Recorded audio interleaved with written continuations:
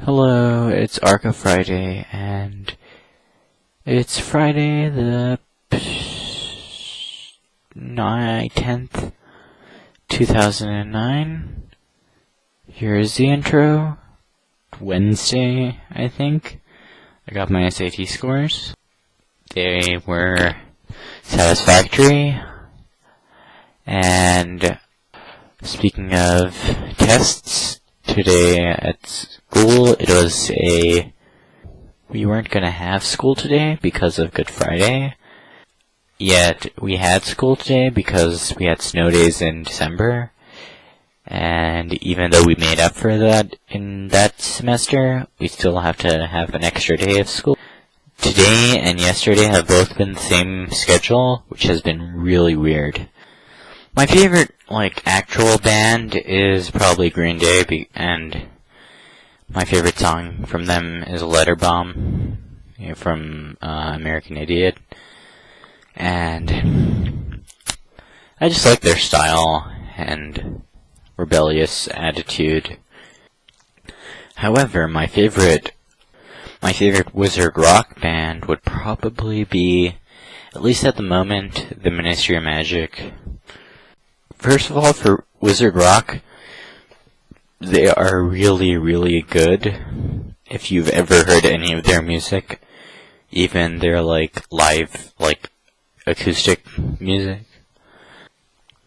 My favorite songs from them are Snape vs. Snape and The Bravest Man I Ever Knew.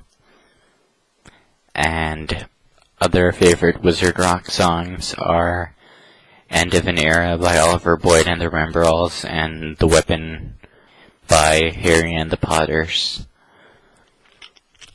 So, what am I reading this week, you ask? Peeps. John Green still hasn't eaten 100 whatever Peeps. So yeah, it's not about Peeps, it's not about exploding Peeps, it's not about eating Peeps, it's not about Nerdfighter Peeps. Although, interestingly enough, it is Easter time Peeps. Oh, it's by Scott Westerfeld. It's kind of weird. It's a really good book so far, and obviously it's not a vampire book like Twilight is, nor is it a romance book at all. Well, not to the extent that Twilight is, but it's interesting. It's really interesting, actually. I mean, it really explores a lot of issues in humanity, like what it means to be human, and biological and chemical processes behind everything we do. And as opposed to Stephanie Meyer, who's all about the magical solution to everything of vampirism. You become a vampire and all the world's problems are over because you become hot and you can have endless sex.